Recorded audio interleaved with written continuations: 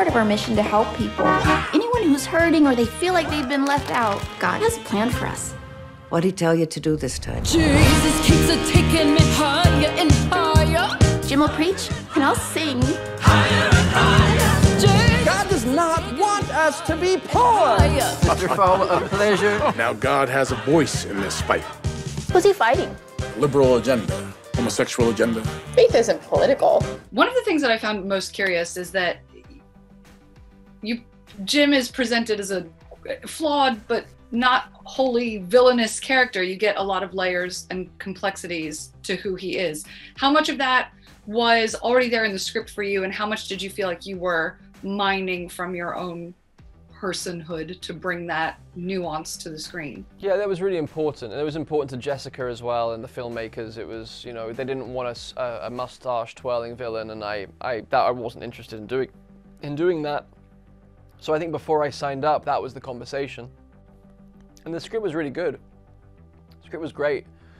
And then we carried on working on it. We kind of deepened it, and we made sure that Jim was a worthy kind of foil to Tammy. Right.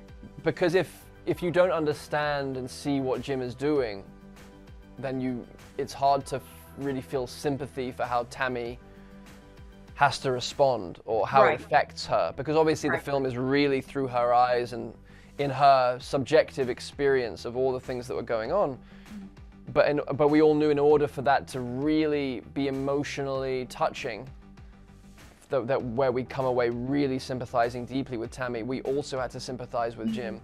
And just ultimately, it would have been not very interesting to have kind of portrayed him as a villain, and you're not going to learn anything from that. And also because I think he's actually us. I think in order to, you know, I think we had to make sure that we weren't going, well, thank God we're not Jim.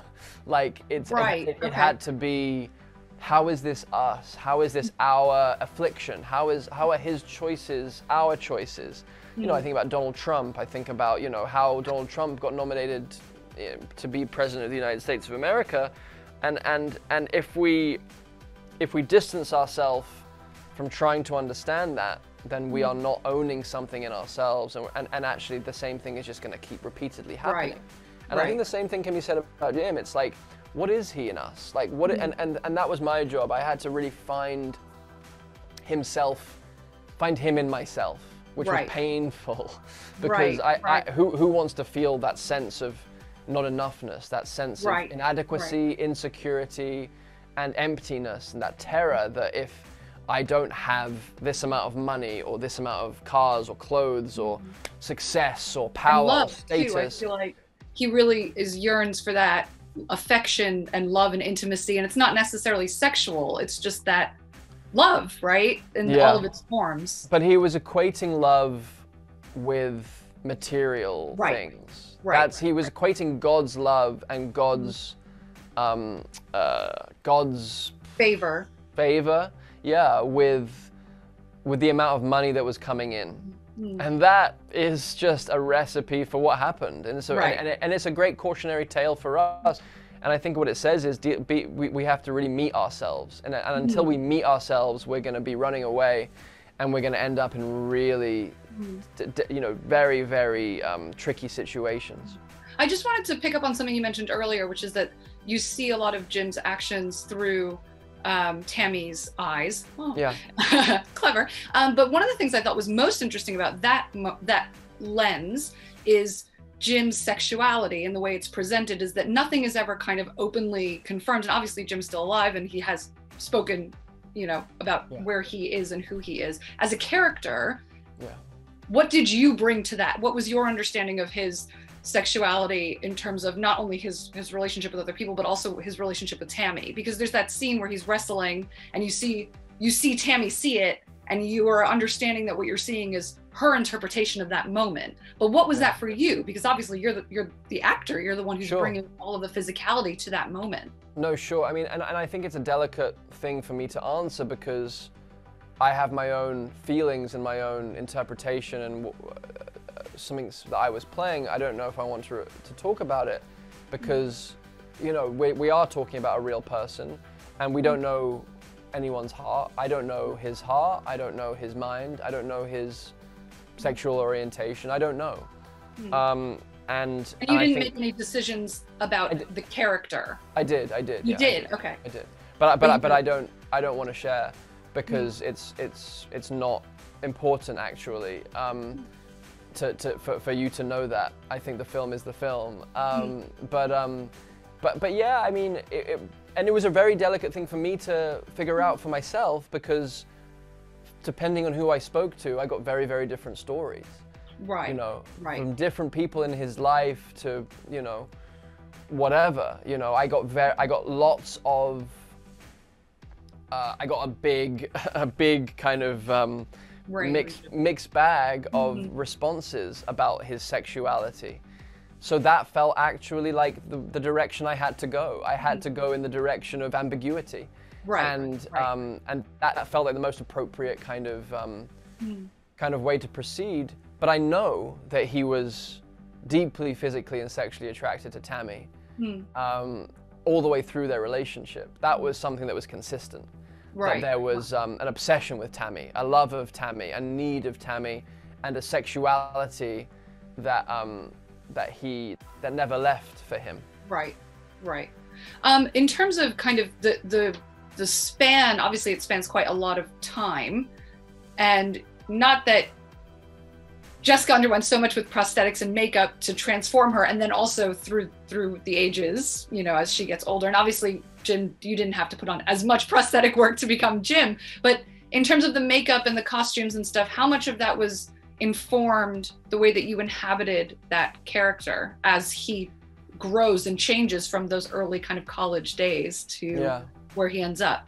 Yeah, a lot, and the costume was very helpful for that. The makeup was helpful too, and the prosthetics were helpful too, and also they were a kind of an obstacle that I had to get around as well. I'm not a big fan of prosthetics, and I'd never done it before really, and I found out that I find it quite tricky. It makes me feel a kind of dislocation from myself or from my ability to express.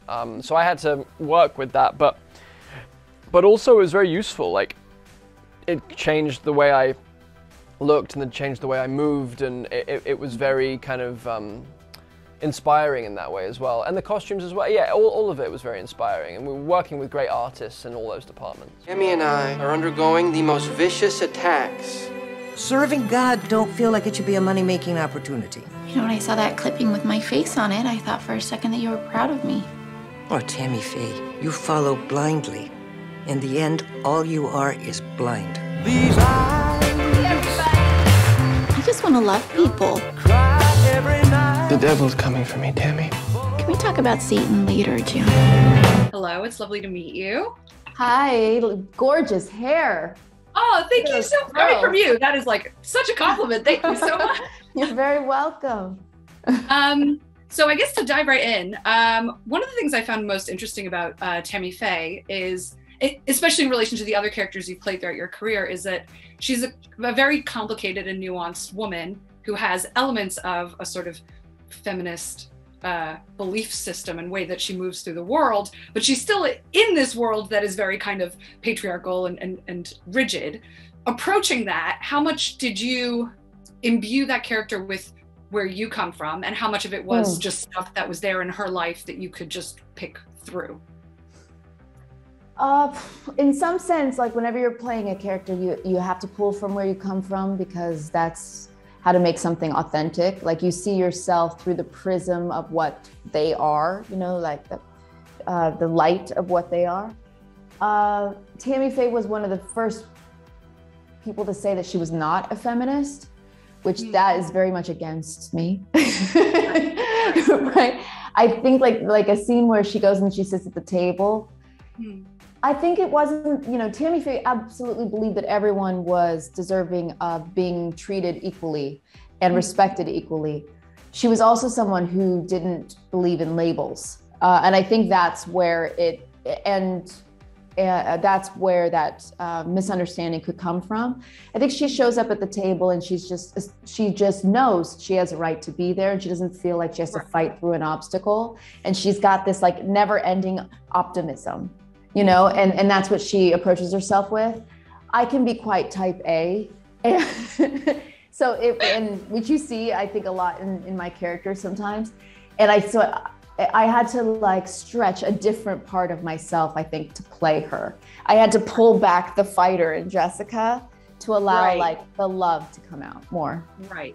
And you've talked about before with this role in particular, so much of becoming Tammy was the makeup and the prosthetics and stuff. And obviously there was a kind of further conversation around that. And there has been, I think, in the industry, when you look at Jared Leto and House of Gucci and the use of prosthetics and makeup, how much was that helpful or a hindrance? And also, where do you kind of see that conversation going?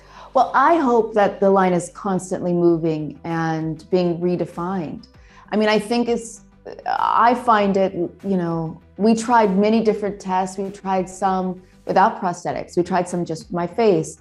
When you're playing a character that spans over 30 years, I don't know how you show a growth of time without the use of incredible hair and makeup artists and prosthetics artists like we had. I mean, to me, I find it the same thing as wearing a wig.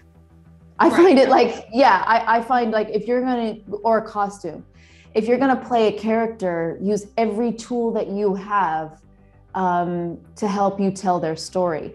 And if I had just shown up as Jessica to play Tammy, it feels in some sense easier. Like, yeah, sure, that's an easier thing for me to do. But then I'm kind of playing myself in every role. And I think it's, for me, when I'm acting, I really like to let go of Jessica and of myself and give myself over to whatever I'm playing. And so I think hair, makeup, and costumes and dialect coach, there's, you know, all of those things are very important in creating a separate character from who you are.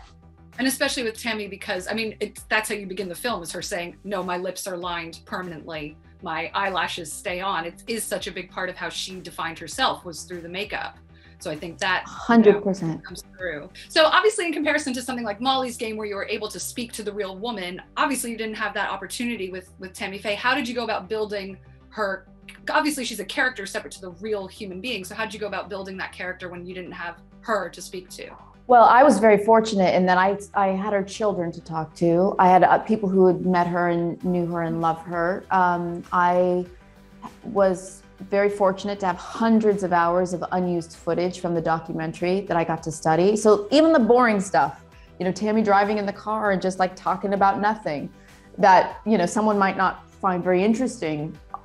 For me, it was like gold to find that. Right.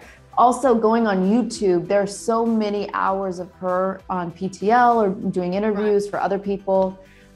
She was on The Surreal Life, which was amazing. Like, I watched every single interview I could find on Tammy. And the reality is, in some sense, I felt closer to Tammy than I did even to Molly Bloom, who's alive and I talked to and I became friendly with, because I got to study her in a way that she didn't understand she was being studied by me. Right. Right. You know, I had like a freedom of observation without being watched. And sometimes when you're playing a character who's still alive, they show you what they want you to see. And you have to try to figure out, okay, well, what's something underneath this? And with Tammy, I feel like I got there.